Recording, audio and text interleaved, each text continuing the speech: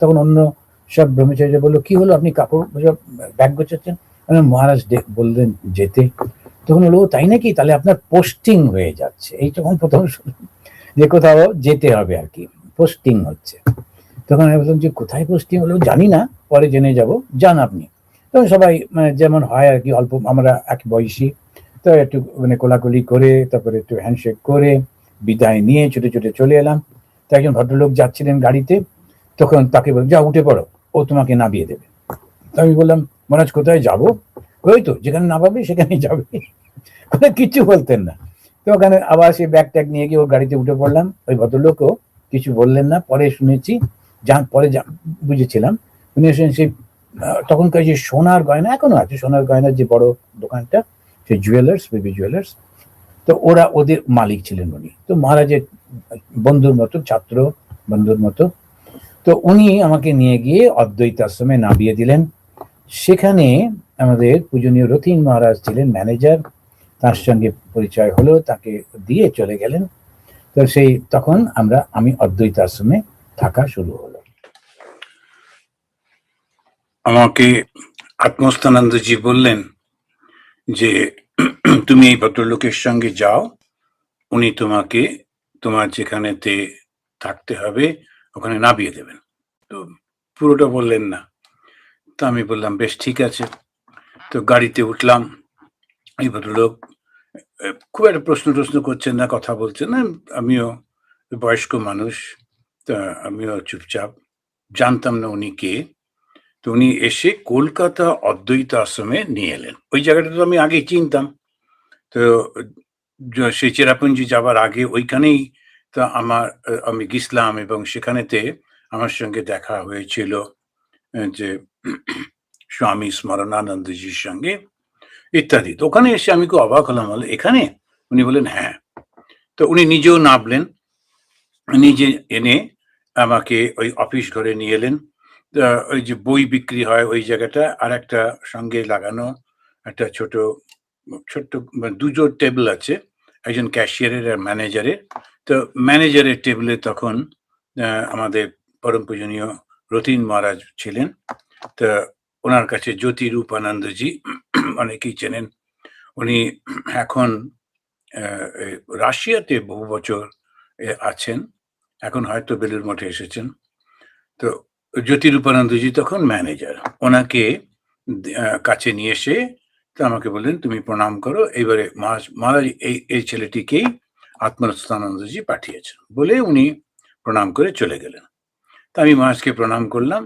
তো মহারাজ সঙ্গে সঙ্গে, খুব সিম্পল মানুষ, একটা চিঠি আমাকে দিয়ে বললেন যে দেখো ওই যে কোনায় একটা টেবিল রয়েছে, তারপরে একটা টাইপরাইটার, গিয়ে এই চিঠিটার একটা উত্তর তৈরি করে নিয়ে এসো তো। আমার ব্যাগ ট্যাগগুলো তখনও ওই ঘরের মেঝেতে নামানো রয়েছে। একটাই ব্যাগ ছিল, কিছু বই আর কাপড় জামা। তো আমি ওই অবস্থায় গিয়ে ওই চেয়ারেতে বসলাম। বসে ওই চিঠিটা পড়লাম। দেখলাম যে আমাদের আমেরিকারই কোনো একটা সেন্টার থেকে ওরা বই চেয়েছিলেন। তা কয়েকটি বই গেছে, কয়েকটি বই যায়নি, এবং দু একটা বই ভুল পৌঁছেছে। ওরা চাননি সেটা হয়তো পাঠানো হয়েছে, এরকম কিছু।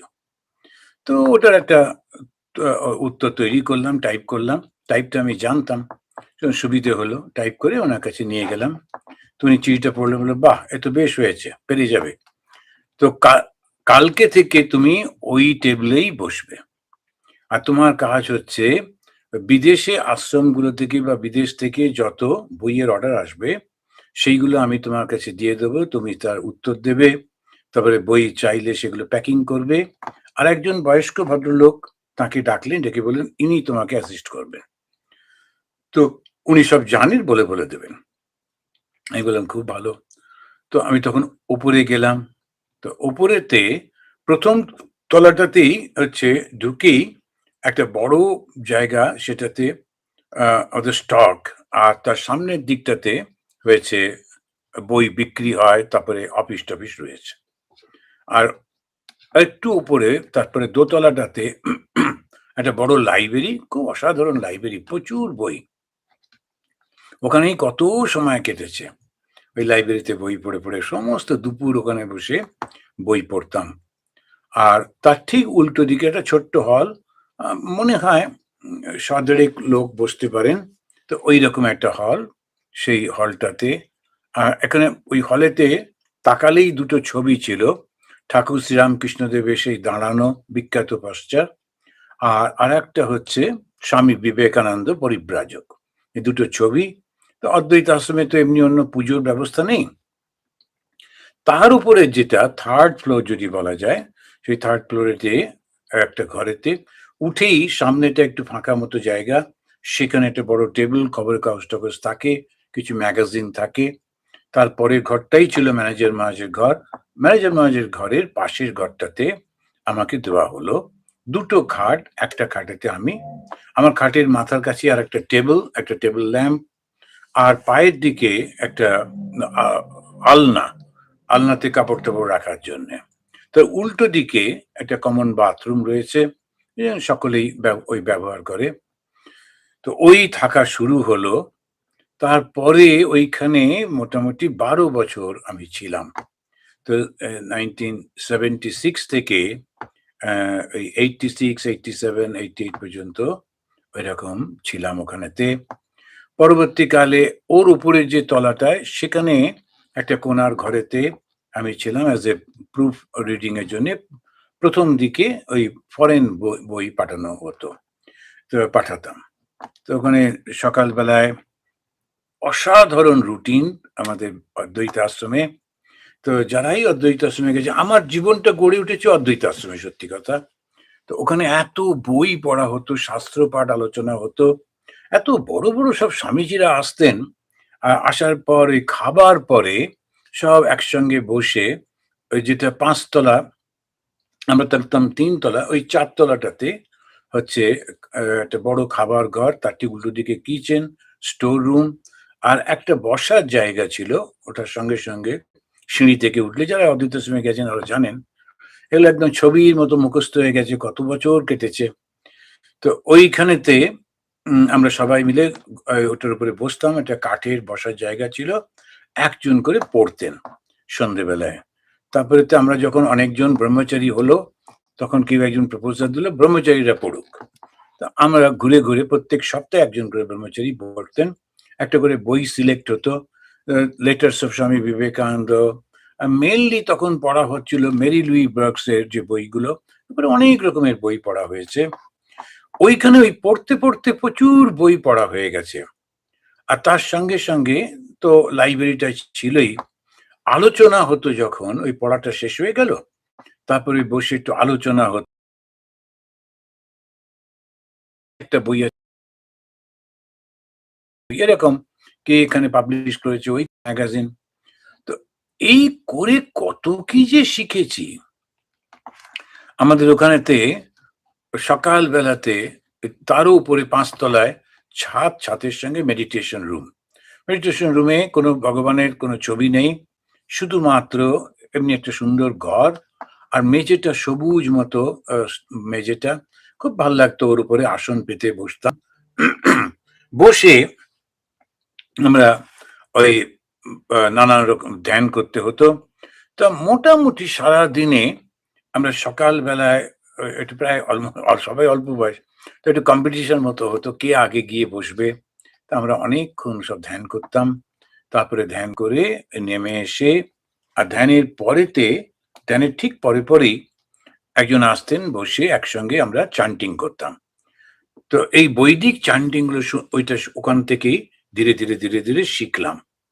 তো একেকজন শেখাতেন, ওখানে বলতেন, আমরা তার সঙ্গে রিপিট করতাম। করে, করে অনেক শেখা হয়ে গেল সুন্দর ওই চ্যান্টিং গুলো। সেগুলো ভাগ্যিস শিখেছিলাম এই বয়সে, কত এখন কাজে লাগছে ওগুলো। নিজে করতে পারি, অন্যদেরকে শোনাই, শেখাই। তো ওই সমস্তগুলো ওইখানে শিখেছিলাম। শাস্ত্র পাঠ করা, কত উপনিষদ সব পড়া হলো, জীবনী পড়া হলো, তারপরেতে ওই চ্যান্টিং শেখা হলো। আর খুব বড়, বড় তখনকার দিনে যারা বিখ্যাত সাধুরা, তারা সব এসে অদ্বৈত আশ্রমে থাকতেন। শ্রীমৎ স্বামী রঙ্গনাথানন্দজি মহারাজ, উনি এসে থাকতেন। তারপরে আত্মানন্দজি বলেছিলেন, হয়তো অনেকে আপনারা জানবেন না। উনি হিন্দি ভাষী, তো অসাধারণ রামচরিতমানস পাঠ করতেন। ওদের পুরো সবকটা ভাই সাধু ছিলেন। একজনকে বোধহয় বীরেশ্বরানন্দজি মহারাজ, আমাদের তখন প্রেসিডেন্ট, পরম পূজনীয় প্রেসিডেন্ট মহারাজ, তিনি প্রায় জোর করেই শুনেছি যে ওকে বাড়িতে থাকতে বলেছেন, না তুমি বাড়িতে থাকো, মা বাবাকে দেখো। এখন বাকিরা সবাই সাধু হয়ে গেছিলেন, প্রত্যেকে খুব উচ্চ শিক্ষিত ছিলেন। আত্মানন্দজি সম্পর্কে আমি শুনেছি তিনি তখনকার দিনে আইএএস পরীক্ষা দিয়েছিলেন এবং সেকেন্ড হয়েছিলেন, তবু চাকরিতে জয়েন করেননি এবং এসে রামকৃষ্ণ মিশনের সাধু হয়েছিলেন এবং অসাধারণ বক্তৃতা করতেন আর খুব সরল সাদাসিধে মানুষ। রামচরিত মানুষটা, আমি একদিন ওনাকে বললাম, মহারাজ একটু শিখিয়ে দেবেন? হ্যাঁ, লেখার আ যাও। তো একটা হারমোনিয়াম নিয়ে বসে, হারমোনিয়াম আমি বাজাতে পারি না, উনি একটু বাজিয়ে বাজিয়ে ওই সুর করে করে করতেন। আমি একটা দুটো দোহা, তারপরে চৌপাই, এগুলো একটুখানি শিখলাম ওনার কাছে। তো আমাদের গোস্বামী তুলসী দাসজির যে রামায়ণ, তার থেকে উনি ব্যাখ্যা করতেন। তা দুটো খুব সুন্দর সাধু সঙ্গ পেয়েছি আমি অদ্বৈত আশ্রমে থাকার সময়, দুজনের। একজন হচ্ছে স্বামী আত্মানন্দজি। তো উনি যখন কলকাতায় আসতেন তখন কলকাতায় হিন্দিভাষী মারওয়াড়ি সমাজে উনি যেতেন, আর 3 দিন ধরে ওই ওনার সমস্ত বক্তৃতার ব্যবস্থা থাকতো। তো কলকাতার একটা হলেতে ভাড়া হতো, সেইখানেতে আমি ওনার সঙ্গে সঙ্গে যেতাম। তা একবার উনি কেন উপনিষদ 3 দিনে ব্যাখ্যা করেছিলেন, আর কি সুন্দর যে ব্যাখ্যা করতেন, গল্প দিয়ে, ঠাকুরের কথা বলে। তখন ওনার মতো মানে আচার্য পেলে উপনিষদ পড়তে কত ভালো লাগে। খুব সুন্দর একদম সাবলীল হিন্দি ভাষায় বলতেন। আবার সঙ্গে সঙ্গে স্বামী রঙ্গনাথানন্দজি মহারাজ আসতেন 3 দিন, তিনি ওই বিল্ডারের বাড়িতে যেতেন। তো বিল্ডাররা আবার তাদের পরিবারের সবাইকে ডাকতেন, ওই বিকে বিল্ডার পরিবারের সবাই। তো সেখানে উনি যেতেন, আমি মহারাজের সঙ্গে যেতাম। তো 3 দিন ধরে ওদের বাড়িতে হতো। কি অসাধারণ, এই কোটিপতি মানুষ, এত পয়সা, কিন্তু কি ডিসিপ্লিন দেখে অবাক লাগে যে ওরা যখন বড় হয় তা গুণ তো থাকেই। তো ওরা ওইখানে দেখেছি যে বাড়ির সমস্ত পুরুষরা ওই ধুতি পাঞ্জাবি পরে থাকবে, আর যেখানে যত ওদের আত্মীয় স্বজন সব আসতো, আর মহিলারা ওই শাড়ি পরবেন এবং বাচ্চা যারা অল্প বয়সী ছেলে মেয়েরা তারা ওদের মতো প্যান্ট শার্ট পরতো কি এরকম। আর সবাই বসে শুনতো। একটা ভেতর দিকে একটা পুকুর মতো ছিল ছোট্ট, তারপরেতে ওইখানে একটা ছোট্ট স্টেজ মতো বানানো হতো। আর সবাই ঘাসের উপরে চেয়ার পেতে বসতেন, কেউ কেউ ঘাসের উপরে বসতেন। তো আমি মহারাজের সঙ্গে যেতাম, মহারাজ ওখানেতে। তো ওনার তো সেই মোস্টলি উনি বেদান্তের উপরে বলতেন আর খুব সুন্দর বলে যেতেন। তো প্রথমবার যখন গেলাম তখন একটা অভিজ্ঞতার কথা আমি আমার বক্তৃতার মধ্যে বলেছি। তা সেটা হয়েছিল যে মহারাজ নিজে কিছু খেতেন না। ওনার একটা কৌটোতে একটু সেদ্ধ ভাত থাকতো, তার মধ্যে একটা আলু, তার মধ্যে একটা রসগোল্লা, তার মধ্যে একটা কলা, পাকা কলা, এইরকম উনি তারপরে সেটাকেই একসঙ্গে মেখে একটা মন্ড করে অল্প অল্প করে খেতেন। তো ওনার শরীরের জন্যে। চাটাও খুব কখনো খেতেন বলে মনে হয়নি। শুধু জল খেতেন। আর সেটাও আবার মেপে, কখন খাবো সেটুকু। এখন আমার তখন অল্প বয়স। আগে তো ওই স্কুল কলেজে বক্সিং করতাম, এক্সারসাইজ করতাম, প্রচন্ড খিদে পাচ্ছে। আবার অদ্বৈত আশ্রম থেকে যখন যাচ্ছি, আমার সব যারা ব্রহ্মচারী বন্ধুরা, ওরা বলল যে এত কোটিপতির বাড়িতে যাবেন, অদ্বৈত আশ্রম থেকে এসব খেয়ে যাবেন কেন? ওখানে কত কি সুন্দর সুন্দর জিনিস খাওয়াবে, ওখানে গিয়ে খাবেন। আমিও ওদের কথায় ভুলে কিচ্ছু না খেয়ে একদম উপোস করে গেছি যে ওখানে ভালো ভালো জিনিস খাওয়াই লোভে লোভে। ভালো ভালো জিনিস মানে ওরা তো শুধু ফল আনছেন, কলা আসছে, আপেল আসছে, আঙুর আসছে। আর প্রথমেই ঝুড়ি শুদ্ধ নিয়ে গিয়ে মহারাজের কাছে দেখাচ্ছেন, আর মহারাজ ওই ওটার উপরে, ফলটার উপরে একটা হাত দিয়ে দিলেন। বাস এবার নিয়ে ওরা সবাইকে ডিস্ট্রিবিউট করলো প্রসাদ। আমার দিকে আনছেই না, আমি মহারাজের পেছনেই বসে আছি। আর ওই রকম ধুতি পরার লোক তো সবাই, তো শুধু আমাকে ওরা বুঝতে পারছে না আর দিচ্ছে না। তারপরেতে মহারাজ তো আমাকে দেখতে পাচ্ছেন না, আমি তো ওনার পেছনে। উনি চেয়ারে বসে আছেন, তার ঠিক পেছনে বসে বসে শুনছি। প্রচন্ড খিদে পেয়েছে আর খুব রাগ হচ্ছে ওই ব্রহ্মচারীর উপর, কেন আমাকে এরকম বললো। তো তারপরে এটা হয়ে দুপুর বেলায় খেতে দিয়েছে খুব সুন্দর করে। ওদের ওখানে টেবিল চেয়ার বলতে মাটিতে পিঁড়ি পাতা, তার উপরে ছোট্ট একটা হাফ টেবল। তো ওখানেতে মাটিতে পিঁড়ির উপরে বসতে হবে। আর একটা হাফ টেবল যেটা রাজস্থানীদের ওইটা আছে। অদ্বৈত আশ্রমে ওইরকমই ছিল। পরে চেঞ্জ হয়ে গেছিল। তো ওই টেবিলে ওরা বসে খেতেন। স্বামী বিবেকানন্দ ওই টেবিল চেয়ারের কথাই বলেছেন। ঐরকমভাবে আসন পিঁড়ি হয়ে বসা। তারপরে তখনকার দিনে বাঙালিরাও পিঁড়িতেই বসতো, কাঠের পিঁড়িতে অনেক। তো ঐরকমভাবে ওনারা দিচ্ছেন। আচ্ছা, রূপোর থালা, রূপোর বাটি, রূপোর গ্লাস এসব ঠিক আছে। কিন্তু খাওয়াটা এত টুকু। আর ওরা তো সব নিরামিষ। তো যাই হোক, ওই নিরামিষ এরকম দিচ্ছেন। তো খুব একেবারে মহারাজ তো ওটা খাবেন না। ওই থালাটা চুমে দিলেন, তারপরে নিজের কৌটোটা ওই থালার উপরে রেখে বার করে উনি ওটা থেকে খাচ্ছেন। আমি দেখছি এইটুকু ভাত, একটা দুটো ছোট্ট লুচি, মানে ওইরকম ৬টা লুচি যদি একসঙ্গে করা যায় তাহলে একটা আমাদের লুচি হয়। তো ছোট্ট লুচি। আর তরকারিগুলো একটু করে দিচ্ছে আর বারবার দিচ্ছে। কতবার আর চাওয়া যায়? তো তখন আমি বললাম, এই রে, দুপুরেও খাওয়া হবে না, কি হবে? হঠাৎ মহারাজ বাঁদিকে ফিরে আমাকে দেখলেন। দেখে ওদেরকে বললেন, এই he is a young man, give him some more food. যাই হোক, তখন একটুখানি ভাত দিল, একটু দই দিয়ে, ভাত, চিনি, দই, একটা কলা মেখে ওই রঙ্গনাথজির মতোই একটু খাওয়া হলো। বাবারে! তো ওই জন্যে ওই খুব কোটিপতির বাড়িতে গেলেও খাওয়াটা ঠিক ভালো হলো না। কিন্তু ওদের দেখে অবাক হলাম কি সিম্পল ভাবে থাকতেন। তো সমস্ত প্রত্যেকটা একটা অসাধারণ ডিসিপ্লিন দেখে আমার খুব ভালো লেগেছিল। ওদের প্রত্যেকেই কোনো না কোনো একটা কোম্পানির, ওদেরই যে কোম্পানিগুলো তার হেড। জামাই একটা কোম্পানির, মেয়ের একটা কোম্পানির, তারপরে ছেলে একটি, সবাই ওরকম একটা। এবং যখন ওই টপ ম্যান যিনি, জেপি বিড়লা এরকম, তারা হচ্ছেন বস। এবারে যখন ধর্ম প্রসঙ্গ হচ্ছে, সবাই তারা ফ্যামিলি, যেই হয়ে গেল যখন অফিসের কথা আলোচনা হচ্ছে, তখন কিন্তু উনি আর বাবা বা শ্বশুরমশাই বা দাদু এরকম না, তখন উনি বস এবং বাকিরা। এই ডিসিপ্লিনটা ওদের খুব সুন্দর। তো যে যেখানে ইনচার্জ তারা এরকম করবে।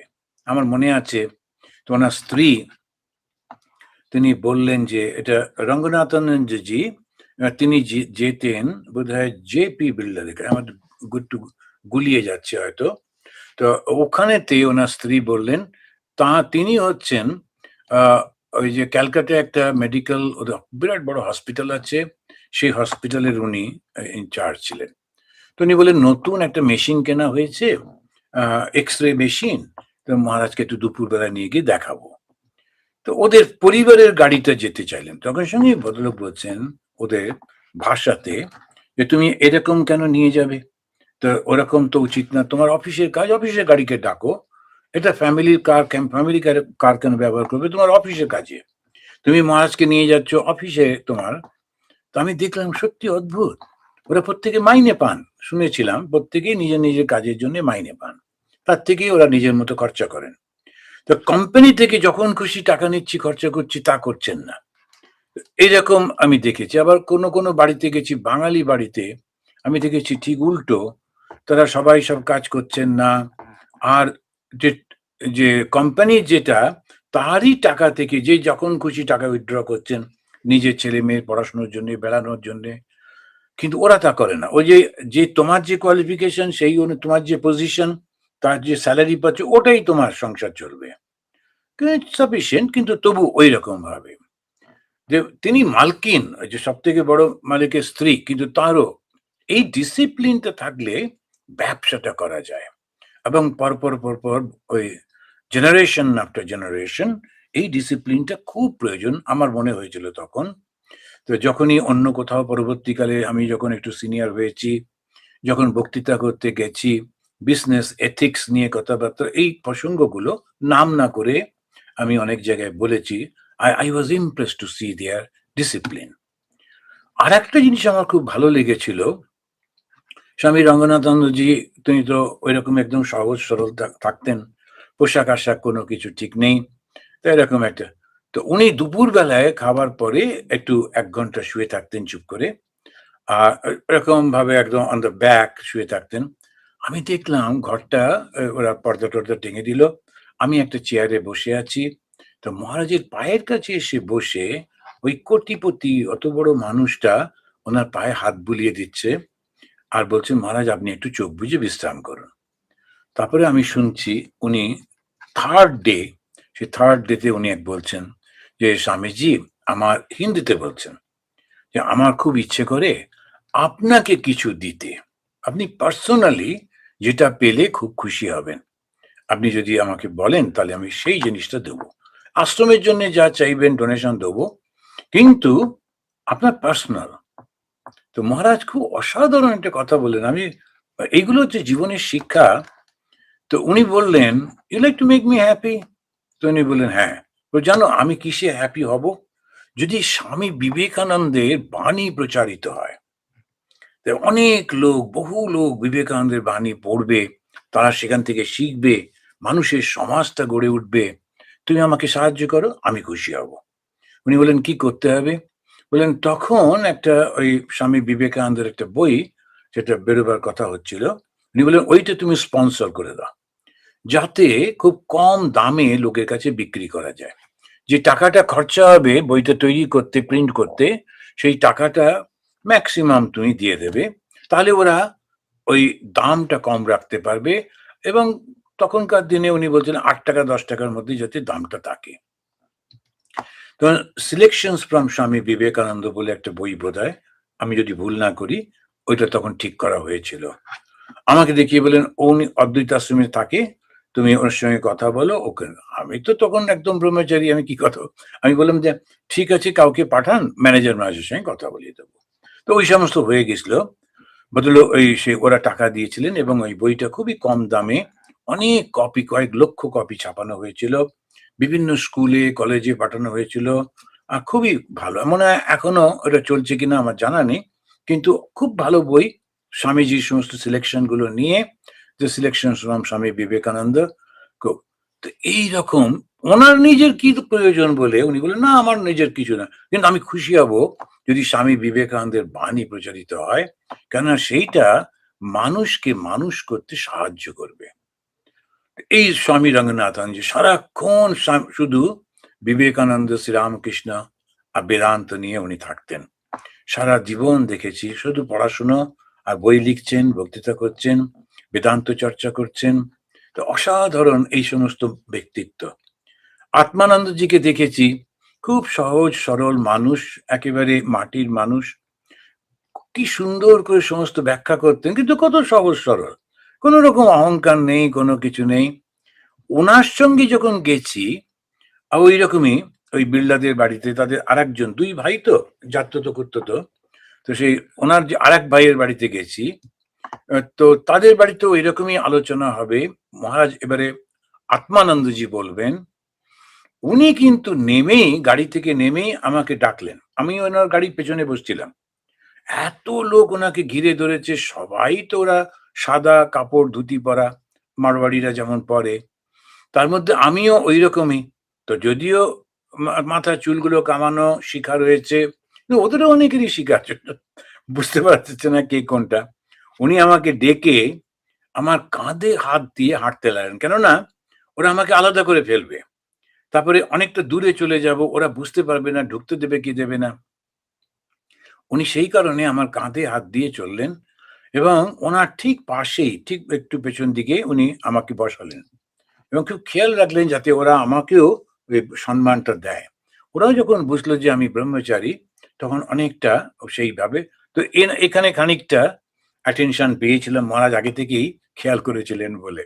তো যে আত্মানন্দজির সঙ্গেও এই সমস্ত আ অভিজ্ঞতাগুলো খুব, খুব, খুব জীবনে কাজে লাগে। তো এত বড় উচ্চ স্তরের মানুষ এরা।